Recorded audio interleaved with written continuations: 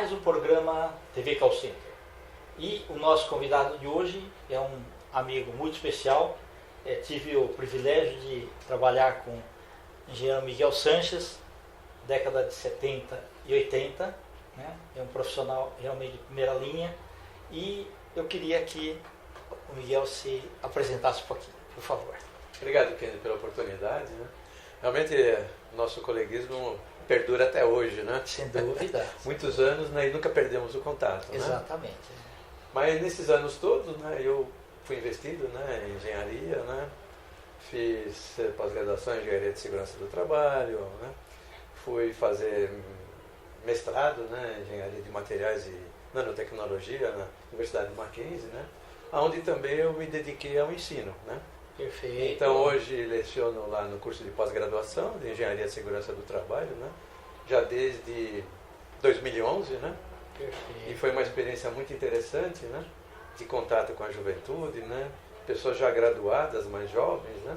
E que nos ensinam, né? A cada dia aprendemos alguma coisa. Sem dúvida. E agora você está fazendo doutorado também? Agora eu faço doutorado lá no Mackenzie, né? Também na área de Engenharia de Materiais e Nanotecnologia, né? Mackenzie tem um centro de pesquisas, né, o MacGraph, muito importante, né, para as pesquisas aqui no Brasil, né? E então nos dá muita oportunidade, né, de trabalho, de pesquisa, né, de relacionamento e de conhecimento. Perfeito. E também... Ah, tá. A gente vai ter que gravar de novo? Não. Tá. Eu corto essa parte. Essa parte eu corto, sem problema.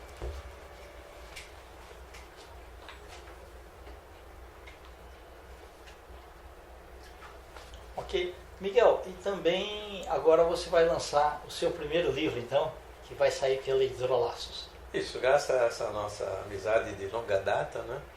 Você me mostrou uma oportunidade que eu não tinha ainda considerado, não é? Que é transformar a minha dissertação de mestrado em um livro, né? Perfeito. Onde é possível transmitir informações novas, né, aos futuros leitores, né? Perfeito. E também no formato de e-book, né? Que facilita, né? Hoje o mundo é todo digital, né? Então sem dúvida. Temos facilidade, né? Sim. Para os leitores, né? Hoje o mundo é uma coisa assim muito mais próxima, né? Muito antes, mais conectada. Do que quando não existia internet. Nós dois observamos, né? Sem esse dúvida. crescimento da era digital, né? Perfeito. O que era telecomunicações na época que começamos e o que é hoje, né? Exato. Hoje Miguel, temos mais telefones celulares que verdade, habitantes. sem dúvida. Ô Miguel, me fala o seguinte, quando você estava fazendo engenharia ainda, foi por um acaso que você acabou indo para telecomunicações ou assim, seria para alguma coisa de elétrica, sei lá, alguma coisa eletrônica, alguma coisa assim? Essa é uma pergunta muito interessante que você me faz, né? Ah, Obviamente, a hora que decidi fazer engenharia elétrica, né? Eu me via como um futuro profissional, né? Trabalhando na área de elétrica, né? certo. Ou em laboratório, ou numa área eventualmente de pesquisa, né? Ah, Mas um dia, já no final do curso, eu vi um anúncio, né, da CTB na época, Companhia Telefônica Brasileira, precursora da Telesp, né? Começou isso que ia começar a expansão, né? Começava a expansão, precisava de engenheiros recém-formados.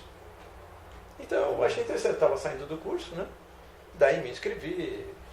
Me lembro de ter ligado muitas vezes, né, lá para o departamento pessoal, né? Ok. E aí um dia fui chamado e o rapaz, né, o recrutador, me falou, olha, eu sei que você é engenheiro, quer trabalhar numa área técnica, mas eu tenho aqui uma oportunidade na área comercial. O que o senhor acha? Eu falei, eu concordo, Tá bom, eu aceito. bacana. Então, minha ação, né, minha atividade, meu aprendizado todo, começou pela área comercial. Ok. Fazendo uma retrospectiva hoje, né, eu achei que foi um bom início, em vez do que ter ido para a área técnica. Sim, verdade. Sem demérito. Acontece que na área comercial, você é obrigado, né, a estudar os temas, né, a se relacionar com empresas, com pessoas, né, a fazer mini projetos, né, de telecomunicação. Sim. E na área comercial, a gente aprende uma coisa que na parte técnica quase não tem, que é a flexibilidade. Isso. Né? Você tem razão. Você na área técnica, você está sobre um projeto, você recebe algumas coordenadas, alguns briefings, né, para poder, Certo. mas você não tem aquela coisa da dinâmica do contato pessoal. Sim. Por exemplo, feito uma proposta, né, para um serviço de telecomunicações, como fazer a pessoa comprar este produto, né? Exato, isso. Aí tem toda uma dinâmica que não está no projeto. Sim, exatamente. E isso requer aprendizado, né? Sim. Você exatamente. tem que analisar os contatos, ver se você pode aproveitar uma melhor forma no próximo contato, né? Você tem que ler. Então eu acabei focando a área comercial, né? Sem perder a técnica, né? Que foi muito Perfeito. interessante. Ok. E naquela época, os internautas não saberem que esse mundo é totalmente diferente hoje, né? A gente lá, naquela época, tudo era em cima de mesa, com papéis, tinha arquivos com pastas que a gente pegava os documentos, né? Sim. E a forma, tinha o telefone, né, que é fixo, e também o telex. E tinha uma agenda de papel. Uma agenda de papel, e o telex também que era bastante utilizado. Usava-se telex ainda. Ainda não tinha o fax, que seria a década de 80 Sim, ainda, né? viria Mas depois, década de 70 o telex Isso. predominava bastante, né? Até a telex foi pioneira, né, em ter um fax, né, térmico, né? Exatamente, Ô Miguel, então da CTB, depois aí formou-se o grupo Telebrás, né, em 72, aí começou o modelo das operadoras junto com os governos do estado. Sim. Então nós tivemos Telesp em São Paulo, Telerge no Rio, Telebahia e assim por diante, Sim. tá? Você participou dessa transição, Sim, né, de todo isso. Sim, participei dessa transição e foi interessante, né? Porque nessa época da transição eu estava começando a me relacionar com grandes assinantes, grandes clientes, né? Perfeito. Num projeto pioneiro, né, do engenheiro Portela, né? Foi a ideia que ele teve, né? E ao invés dos grandes clientes virem a companhia telefônica ir a eles, Sim. entender suas necessidades e promover soluções, ou buscar soluções dentro dos órgãos internos da empresa que nós conhecíamos. E foi uma opção muito inteligente, porque assim, você tinha, evidentemente, a maioria dos telefones era residencial, né? Sim. Mas aí 20% do que as empresas pagavam representava 80% do faturamento. Exato. Então realmente eles precisavam Exato. ser melhor atendidos. Precisava. E era uma época, né, que talvez alguns ouvintes, né, se lembrem, né, havia uma escassez de telefones. Sim. Era muito comum as pessoas ficarem na fila anos esperando um telefone. Sim. E as empresas que precisavam expandir também tinham dificuldades, né? É claro que a empresa promovia algumas possibilidades de atendimento, mas a escassez era uma das coisas realmente que nos obrigou, não é, a soluções especiais, muito estudadas, né? Certo. E investimentos, né? Sem dúvida. E para os internautas entenderem, o telefone, depois da casa, muitas vezes era o bem mais caro, às vezes era mais caro do que o carro. E era colocado no imposto de renda, né, amiga? Era um bem que poderia ser arrestado pelo juiz, né? E você comprava e recebia ações também. Você né? declarava o imposto de renda religiosamente, né? Perfeito. E era uma fase interessante, né? Hoje os astronautas não vão, talvez os mais antigos da nossa idade vão se lembrar. Antes, para você receber um telefonema, você tinha que ir para casa, né? Exatamente, Hoje o telefone está com você o tempo todo, né? Exatamente, Você está conectado o tempo todo. Isso dá uma dinâmica em todos os tipos de negócio. Né? Perfeito. Miguel, você lembra assim da tua primeira experiência em, por exemplo, sair do escritório, né, que é uma coisa que o convencional é ficar no escritório, e numa empresa ver como é que funcionava a parte de telefonia daquela empresa e ver assim o que ela realmente estava precisando. Você lembra disso daí? Lembro. Qual empresa que foi também? Lembro sim. Dentro desse projeto do engenheiro Portela, né, nós recebemos, né, era uma equipe acho que de 5 engenheiros, se não me engano, na época, né, todos recém-formados, né, e então nós recebemos uma carta de apresentação para um determinado lote de grandes clientes, né. Então eu me lembro muito bem, né, de alguns desses clientes, né. Certo. Um deles, o primeiro que eu visitei foi o Banco do Brasil. Era no centro, Paulista? Era no centro, era né? aquele prédio bem lá no miolo da cidade, né. Ok, perfeito. Então eu fui visitar, me apresentei, né, houve, claro, um espanto e uma satisfação, né, desses... Porque não dos era gerentes. normal. Não era uma companhia porque, telefônica ir. normalmente era assim. As pessoas eram reféns, as empresas eram reféns das concessionárias. Tinha que ir lá na 7 de Tinha que abril. ir lá mesmo, né? E E na pedir. 7 de Então, abril. você tendo uma coisa assim, dessa natureza, impressionava Impressionou. mesmo. Então o primeiro impacto foi muito positivo, né? Então validou aquela ideia inicial. O segundo momento era que a empresa, Banco do Brasil e outros, né? Anderson Creighton, empresa de grande porte, Serviço Exército, Aeronáutica e várias outras, né? Secretaria de Segurança Pública, né? Que mostravam as suas necessidades. Bradesco foi um projeto muito interessante, que teve que contar com uma ação muito forte da toda a área de engenharia da empresa na época. Sim, né? exatamente. Então, o segundo momento que era interessante era você voltar para a companhia com os desejos, não desejos, necessidades Sim. destas empresas. E você tinha sido apresentado como alguém que iria buscar soluções. Exatamente. Então era uma responsabilidade muito grande. E tinha que fazer aquilo acompanhar Tinha até que a fazer instalação, né? Tinha que fazer acontecer até o final da entrega, né? Da entrega, exatamente. Dos cabos telefônicos, das linhas, enfim, dos equipamentos que iam ser instalados. Né? Perfeito. Uma experiência muito Foi bacana. muito né? interessante. Né? Ah, Também, naquela época, acabamos tendo um relacionamento muito forte com os grandes fabricantes de equipamentos telefônicos. Então, certo. eles nos atualizaram muito, né? E continuadamente, nos modelos, nas possibilidades dos equipamentos. Né? Então, com isso, nós fomos, aos poucos, ganhando uma condição realmente de uma boa consultoria. Perfeito. Não, e isso sempre exigiu um aprendizado contínuo, né? Contínuo. Coisas, né? Eu diria que a vida, né, de um profissional, falo por mim, falo por Sim. outros, né? O aprendizado é contínuo, né? Exato. Nós saímos de um telefone que era um aparelho, um fio físico, né? E hoje nós temos no bolso um computador que, entre outras coisas, ele fala. Exatamente, Nos conecta com outras pessoas, né? Perfeito. Então, e nós fizemos projetos juntos aí, principalmente na parte lá do Instituto de Engenharia, Sim. que você ministrou o curso de telecomunicações para Sim. para não usuários. para não usuários, Isso. né? Era um curso Isso. que ensinava não usuários, né, ou usuários iniciantes, a dimensionar seu equipamento. O que ele precisava comprar, de acordo com as suas necessidades, de acordo com as suas possibilidades. Porque você entrava numa empresa, você não sabia o que era um PABX, como é que as linhas entravam, nada. As Então, várias precisava possibilidades, Exato. poucos clientes conheciam. Né? Sim, Mas o Instituto de Engenharia foi um período que você lembrou muito interessante, né? De sim, divulgação de telecomunicações. Né? exato. A empresa, a Telesp, ainda era o presidente, era o Dr. Carlos de Paiva Lopes, né? Sim, exatamente. Ele era o patrono de uma unidade de telecomunicações dentro do Instituto de Engenharia. Perfeito. Então ele nos ajudava, né, em todos os eventos. Né? Fizemos 3 congressos Sim. com presença de ministro. Com presença de ministro, exatamente, né?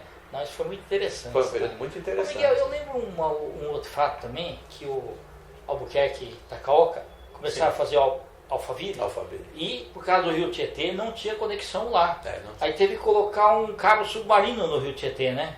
Para isso daí. Sim, É. foi possível. Né? Certo. Esse caso da Itacaoca, né, hoje Alphaville, né, Sim. eu vivenciei muito forte isso. Né? Na época eu era ligado direto ao chefe de departamento comercial, né? Perfeito. E tínhamos então essa questão de solucionar a falta de telefones nesse loteamento que hoje quem vê, quem visita, né, fica impressionado. Fica impressionado. É. Mas não havia nada de telecomunicações. Exatamente, Tivemos que provisoriamente colocar uma central telefônica dentro do loteamento. Né? Exato. E depois então conectar, atravessando o rio com cabo. Né? E aí a coisa evoluiu muito. Né? Exatamente. Hoje aquilo é uma cidade consolidada. Certo. Ô Miguel, depois desses avanços todos, né, dentro da empresa, começou se mudando a tecnologia, então aquelas centrais, mesmo as centrais da própria companhia, que era o crossbar, acabaram ficando digitais. Sim, né? sim. E aí começou também a se falar em telefonia celular. Sim, né? exato. Como é que Foi uma evolução natural. Como é que você acabou migrando um pouco de telefonia fixa para entrar no mundo do celular? Como é que foi isso? Bom, ao longo da carreira fomos aprendendo muita coisa. Né? Então também a empresa foi se modificando, né? Certo. Antes da Você era... criou uma outra empresa, né, para cuidar do celular, Sim, né? Basicamente, mas uma antes, divisão, né? antes da celular, Certo. a empresa também tinha se reorganizado, né? Através de um projeto que ela acabou vendo, né? Operacional, na GTA americana, né? O engenheiro Kramer esteve lá, trouxe a ideia.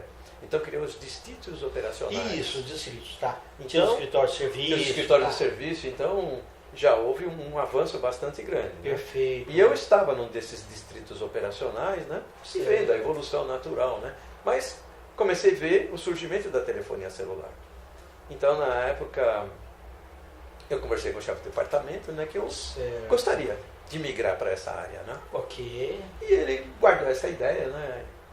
E um dia chegou o Bacana. convite, né? Certo. Do engenheiro escolhido, né? Pela empresa, né? Tá. Para implantar, né? Todo o serviço de telefonia digital, né?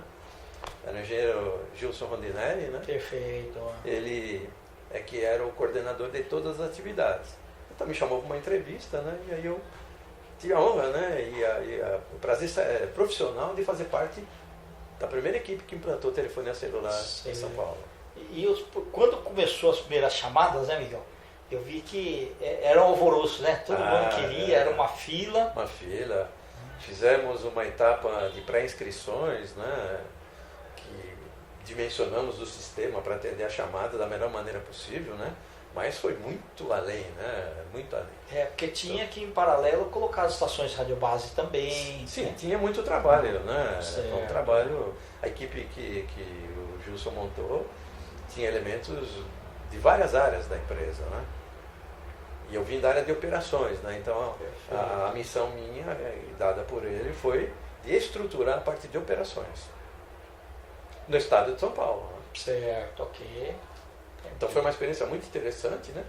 E hoje temos mais telefones que habitantes no país, né? Exatamente, Então a gente está falando aí que estamos aí com uns 220 milhões de habitantes, tem 280 milhões de celulares. Por volta disso. Exato. O número é grande, O número é muito mas grande. quando a gente compara, por exemplo, com a China vende 1 milhão de aparelhos por dia.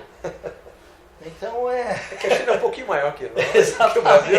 Exatamente, é verdade, né? Tá. Exato. Mas hoje nós temos a condição, né, de expansão do sistema, né? Sim. Hoje, comparando o que oferecíamos no início da telefonia celular com as possibilidades de hoje, né, é uma outra coisa. Gilson fazia uma piada muito interessante, né, que me lembra até hoje, né? Ele falou, olha, num futuro muito próximo, né, se um telefone celular tocar 3 vezes e ninguém atender, é porque a pessoa faleceu. Porque ele vai estar tão conectado com a vida da pessoa, Sim, né, exatamente. que se não atender, a pessoa já não existe mais. Essa é uma verdade. É verdade. O telefone está sempre conosco, né? Está sempre Não, ao lado. Né? E o normal, antes da vinda do celular, era assim. Você saía de casa, pegava o documento, a carteira Sim. e a chave do carro. Isso. Hoje você pega primeiro o celular, É isso. depois Depois você o pega a documento. carteira e o documento. Né? E tinha uma época que a alternativa, né, de comunicar e levar algumas fichas telefônicas ou cartões telefônicos, né? Sim, exatamente. Hoje a segurança pessoal cresceu muito, né? Sim.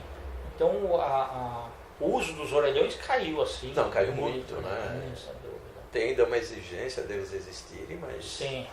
hoje como a pessoa tem mais de um telefone, né? Pelo número de telefone celular. E qualquer pessoa, mesmo ganhando salário mínimo, ela tem um telefone. Tem hoje, como tem uma competição bastante Inclusive, saudável. Miguel, antes era um status você ter um telefone fixo. Né? Hoje, os jovens não se preocupam com o telefone fixo. Não, eu lembro Eles têm o celular, por exemplo, mesmo casais que estão casando agora, cada um tem um celular, não, Sim, cada um tem não um. precisa do telefone fixo, nada. Mas no início da telefonia celular, né, por exemplo, no Rio, quando começou um pouco antes de São Paulo, né? Exato. Na época. Por causa da ECO, né, da Rio 92. Sim, né? exatamente. Então você tem que fazer um depósito, né, muito grande para poder se candidatar a ter um telefone. Exato. Hoje não, né? Hoje você, em qualquer loja das várias operadoras, você adquire. Você já sai com Não, o sai telefone, falando, né? Já sai falando. Está exato. falando. No início tinha algumas dificuldades, né? Tinha que habilitar o telefone, né? Hoje é tudo muito mais simples, mais rápido, com mais Para qualidade. sair, por exemplo, você ia... mas os primeiros foram os tijolões, né, Miguel? Ah, sim. Aí você ia daqui Baterias para que duravam Brasília, um pouco, né? a Brasília, até achar o roaming lá das coisas, a tua bateria esgotava muito rapidamente, né? Uma coisa que ninguém se preocupa hoje, né? Ele com o telefone no bolso, ele vai para qualquer cidade, para qualquer localidade, né? E o sistema acompanha. Exato. E ele faz uma chamada assim que desce de um avião, né? Sim. Também transporte. Na época do início, não. Tínhamos que programar o telefone dele para funcionar numa determinada área. E principalmente viagens internacionais também. Sim. Tinha que fazer, o roaming era manual, né? Perfeito, o roaming era manual. Ô Miguel, e aí ao longo do tempo, essa grande mudança de tecnologias, né? Do tijolão passando por aquele que abria lá, tinha o StarTAC, né? Isso, Isso, parecia aquele do Jornal das Estrelas lá do Capitão Kirk, né? Então, tivemos aí até novos modelos aí mais atuais. Sim. O interessante de tudo isso é que o telefone, ele passou,